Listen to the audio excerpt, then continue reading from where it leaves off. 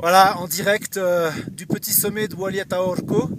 Voilà, derrière, on a toutes les sierras qui descendent depuis la vallée de Cusco, qui est derrière ces petits sommets. On a toutes les sierras qui vont vers l'océan Pacifique, en passant par les volcans d'Arequipa. On va tourner, on va faire un tour à 360 degrés. Là, tout en bas, au fond, on a la plaine d'Anta, la plaine du sang, là où les Incas ont vaincu les Chancas et ont commencé l'expansion de leur empire. On va continuer et on a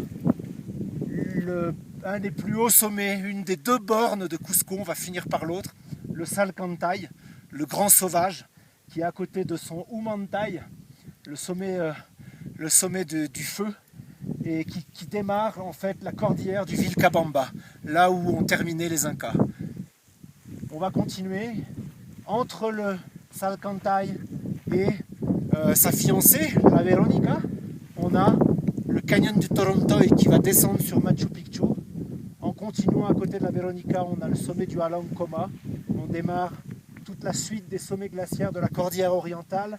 On a les petits clochetons du Pumahuanca, le grand sommet du Chicón, un Apu débonnaire. Derrière, c'est la descente vers l'Amazonie. On a le Colque Cruz. Devant nous, on a la barrière rocheuse du Pitu Siray. Et derrière, le sommet du Sawasiray. Sawasiray du nom d'une des 4 tribus premières de la vallée de Cusco. On va continuer en bas, on peut apercevoir un petit bout de la ville de Calca, dans la vallée sacrée.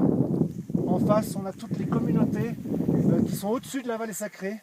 Les communautés de Lamay, Coya. On va continuer là-bas au fond, on a Pisac.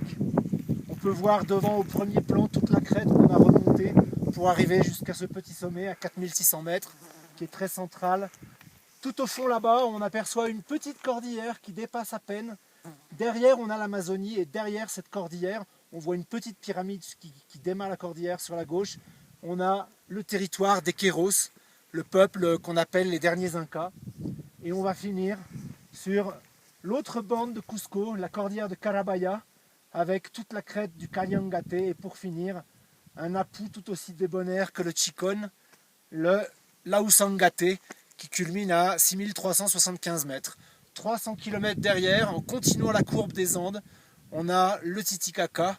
Voilà, on a fait un tour d'horizon depuis les Sierras qui vont vers le Pacifique, les sommets qui nous séparent de l'Amazonie, et pour finir, Lausangate, qui nous sépare des Sierras qui vont vers le lac Titicaca. On est dans la courbe nord des Andes, de la largeur, la plus grande largeur des Andes. Et c'est un spectacle magnifique. Entre le Salcantay et Lausangate, on a à peu près 200 km. Et c'est le territoire que depuis 16 ans, nous explorons et où nous vous emmenons. Voilà. Et j'espère que bientôt nous pourrons vous accueillir. À bientôt.